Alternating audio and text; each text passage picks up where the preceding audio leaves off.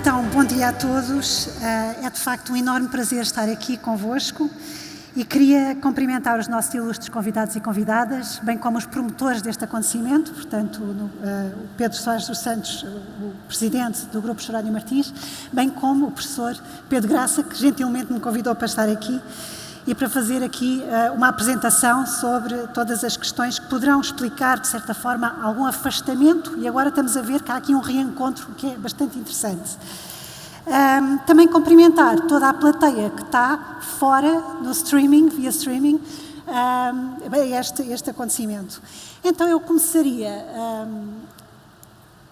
talvez, se isto andar para a frente, mas começaria pelas questões, por três questões importantes. Por um lado, as mudanças, tendências e contratendências na alimentação portuguesa. Depois vou abordar um bocadinho um projeto de investigação que fiz, também em colaboração com a Jerónimo Martins, sobre frescura alimentar, e juntamente com outras empresas do grande retalho e do pequeno retalho, e depois uma grande mensagem, digamos assim, para levar para casa e para fazer uma espécie de pontapé de saída para a mesa redonda que vai haver a seguir. Então, mudanças na sociedade portuguesa, nós temos vindo a assistir a várias mudanças desde os anos 60, mudanças sistémicas, portanto, desde a deslocação da população dos espaços rurais e do interior para as cidades, portanto, uma litoralização do país, uma conversão relativamente rápida da agricultura para os serviços, e aqui, de facto, a tal designada terceirização da economia e, neste sentido, uma maior reconversão dos territórios que anteriormente eram de produção agrícola para o entretenimento, para o lazer, para o consumo. Portanto, os territórios agrícolas, alguns deles conseguem, de alguma forma, reconverter-se e chamar os urbanitas para usufruir do turismo rural, do turismo de natureza, dos produtos locais, dos produtos regionais. A crescente entrada da mulher no mercado de trabalho e que se traduz numa taxa de atividade feminina que é das mais elevadas na Europa. A reconfiguração da família, do tipo de família, da estrutura de família, mais divórcios, mais pessoas a viver sós, mais envelhecimento da população, mais casais que só têm um filho, mais famílias compostas. Isto quer dizer o quê? Quer dizer que temos formas de comer dentro de dinâmicas familiares muito variadas e muito diversificadas. E muitas vezes isso vai afetar as próprias temporalidades de organização do nosso cotidiano. Aumento de rendimentos, claro, níveis de escolaridade também subiram, conforto e bem-estar, tecnologias e equipamentos nas nossas cozinhas e também a entrada na comunidade europeia, que foi fundamental, porque trouxe um leque de regulamentos, de políticas, que fizeram com que nos aproximássemos cada vez mais de uma modernização não só do retalho alimentar, mas também da qualidade alimentar, da segurança alimentar, da proteção do consumidor, da saúde, e houve, de facto, aqui uma revolução neste sentido. E depois, também, toda a questão da comunicação social. Não temos só um canal, como havia no final dos anos 50, mas temos uma variedade de canais na TV. Temos também a internet, as redes sociais, as blogosferas, os influencers, uma parafernália de informação e que muitas vezes é difícil saber como é que se deve comer e o que é que se deve comer. Depois, chamar aqui a atenção para os últimos anos de mobilização, e que se nota cada vez mais mobilização de alguns jovens, pelo menos jovens muito encadeados, digamos assim, o tal efeito da Greta Thunberg, que têm sentido uma vontade de fazer algo a favor do ambiente, a favor das alterações climáticas e a olhar mais para a questão dos consumos sustentáveis e, eventualmente, a olhar para formas de consumir, por exemplo, menos carne ou até aderir às dietas vegetarianas ou veganas. Grandes tendências. Já alguns sociólogos da alimentação que têm vindo a olhar para as grandes tendências nas sociedades contemporâneas em relação à alimentação, tendências e contratendências que se encontram também em Portugal, uma vez que nós estamos nos a aproximar cada vez mais também dos padrões da alimentação ocidentalizada. Por um lado, um crescente apelo à responsabilidade individual. As recomendações nutricionais e de saúde, durante muito tempo, focam de certa forma no contexto individual, no indivíduo e na sua vontade e na responsabilidade para alterar comportamentos. Outra tendência tem a ver com a questão da gestão difícil casa-trabalho. As dinâmicas e as temporalidades muitas vezes tornam difícil conciliar horários, muitas vezes come-se sozinho ou no quarto ou a ver televisão separado da família. Embora na sociedade portuguesa haja uma valorização grande do comer em conjunto e comer as refeições em conjunto, mesmo que isso seja difícil de implementar na prática, a questão da sobrecarga do trabalho alimentar doméstico, não só indivíduo da família, normalmente da mulher, e nós temos alguns resultados, 74,5% das mulheres, de facto, ocupam pelo menos 1 hora ou mais na preparação das refeições. A oferta alimentar é cada vez mais personalizada, mais fragmentada, mais diferenciada e ajustada às preferências alimentares de cada um, com a preocupação de ser rápida, fácil, que se mete em qualquer sítio, não é? De uma forma fácil de confeccionar, a comida rápida, a comida de micro-ondas, processada. E há também uma informalização. Isto é o quê? É um relaxamento em relação às regras. Já se pode comer na sala, pode-se comer à frente da TV. Há, assim, um relaxamento de regras e um relaxamento também na obedecer as recomendações das entidades de saúde pública, nomeadamente em relação à alimentação, para desespero de muitos nutricionistas e de pessoas que trabalham nesta área. Mas também temos contratendências importantes que vêm, de alguma forma, dar um bocadinho de esperança a ver, não é? A valorização da produção nacional, da marca portuguesa, dos produtos com história e com a face do produtor no alimento, a valorização das tradições alimentares locais, das cozinhas regionais, uma reinvenção da tradição, os festivais gastronómicos, o comércio de proximidade, as feiras, os mercados locais, tudo isso tem sido valorizado pelos portugueses, nomeadamente também uma vontade, de algumas camadas, lá está, com mais rendimentos, de também mudar um bocadinho a sua alimentação, utilizando produtos mais sem químicos, ou da agricultura biológica e com menos impactos para o ambiente e para a saúde. E também uma grande preocupação com o corpo, com a estética, com a imagem, uma valorização dos sabores, da frescura, da aparência dos alimentos e o capital culinário e conhecimento alimentar que é valorizado e exibido como distinção social em determinados grupos sociais, nomeadamente os bons gourmets, não é? Que sabem selecionar onde é que estão os bons restaurantes, os bons chefes de cozinha. Portanto, há aqui uma panóplia, digamos assim, complexa de tendências e contratendências.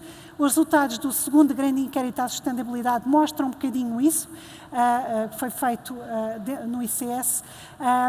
Comparámos com um inquérito que fizemos no o primeiro grande inquérito, vemos que há, de facto, claro que centros comerciais e hipermercados são ainda dos locais preferidos para as compras alimentares, mas também os supermercados de proximidade, as lojas especializadas, as mercearias, as feiras e os mercados. Portanto, há aqui uma vontade, pelo menos forte da população portuguesa, de valorizar o que é nacional, a proximidade e a confiança. Aqui também, em relação aos critérios de compra, a frescura, claro, aparece em primeiro lugar, o ser saboroso, o ter preço justo, a atenção à validade, o ter bom aspecto, mas todas as questões com a origem, com a proveniência, produzido em Portugal e também a informação sobre ingredientes particulares ou a informação nutricional. São algo que as pessoas estão atentas e convida, de facto, àquela ideia de estar atento à origem de produção das coisas. Em relação às posições face ao consumo de carne, para cada uma destas práticas, nós observamos que quase metade dos inquiridos estão dispostos a reduzir o consumo de carne, portanto, isto foi feito em 2018, este inquérito. 45% estão dispostos a pagar mais carne de produção sustentável, 43,9% dispostos a seguir uma alimentação de base vegetal, embora seja importante que 37% quer continuar a comer carne sem restrições e 45% afirma que não está disposta a deixar o consumo de carne. Depois, quando vamos ver qual é o perfil destas pessoas, vemos que a disposição para mudar os hábitos de consumo de carne são as mulheres, portanto, querem reduzir o consumo de carne, que estão nas áreas metropolitanas e com maior escolaridade. Por outro lado, os homens, as pessoas mais velhas, que vivem em espaços rurais e com menos níveis de escolaridade, estão menos dispostos a mudar os hábitos de consumo de carne e, de certa forma, os resultados das mulheres com maior escolaridade vai alinhar também com os resultados que nós vimos e que foram apresentados anteriormente. Agora, falando aqui desta questão da frescura, já que a frescura é algo que é tão importante na dieta mediterrânica, no nosso projeto de frescura alimentar, a nossa perspectiva neste estudo não foi tanto perceber o que é que os vários atores do sistema alimentar, portanto, desde os retalhistas, os distribuidores, os consumidores, o que é que pensam, como é que definem a frescura alimentar. Isto porquê? Porque ela é diferentes coisas para diferentes pessoas. Isto foi alguma coisa que nós vimos. É difícil definir o que é frescura alimentar, mas há antes formas de fazer e de implementar a frescura alimentar que são diferentes. Então, olhamos para as práticas. Como é que se faz no dia-a-dia de uma empresa de grande retalho, dentro do comércio de proximidade, dentro das casas dos consumidores, como é que as pessoas, na prática, alinham com esta ideia da frescura alimentar. E encontramos 4 grandes versões de frescura alimentar, que dão trabalho a implementar no dia-a-dia. Por um lado, uma frescura sensorial, que é a frescura e a qualidade dos alimentos que são avaliados pelo sabor, pela aparência, pela sensação, pelos cheiros e até mesmo pelos sons. Portanto, quando se come uma maçã, o crocante da maçã que se ouve. A frescura técnica, que é a frescura como triunfo da excelência organizacional e logística. Trata-se de fornecer consistentemente alimentos que atendem aos padrões de qualidade desejados, e vimos isto muito dentro das cadeias do grande retalho alimentar, uma preocupação em dar qualidade alimentar ao longo de todo o ano.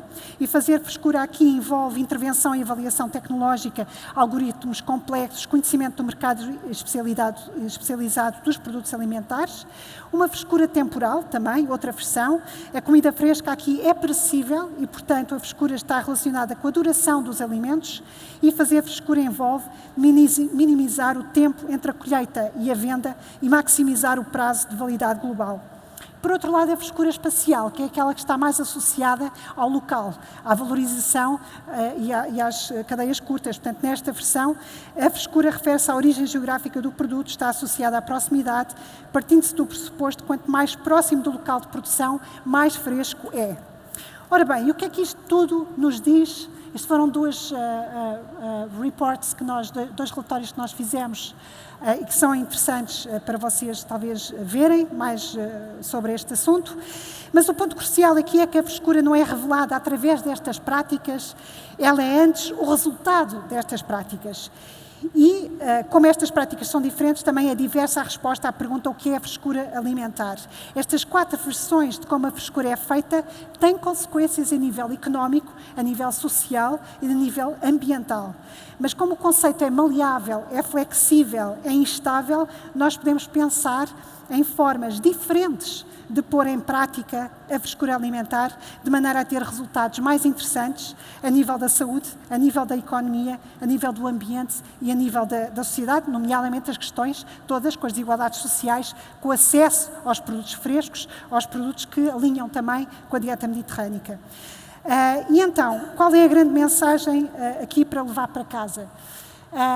No fundo, em vez de nos focarmos tanto neste purismo e na definição e no que é a dieta mediterrânica, e inclusive os portugueses, pelos vistos, sabem o que é a dieta mediterrânica e já ouviram falar nela, devemos focar no como é que alinhamos estas tendências e contratendências da sociedade portuguesa, da alimentação portuguesa, com a dieta mediterrânica e como é que a podemos fazer na prática.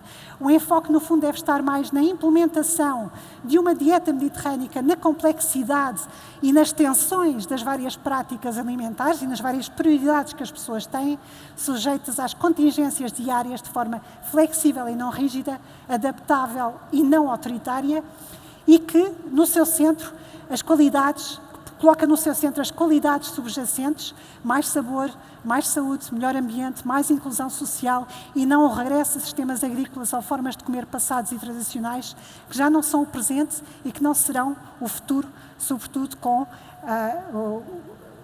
as pressões que temos para mudar comportamentos por causa das alterações climáticas e todo um conjunto de desafios e de riscos sistémicos globais que temos pela frente.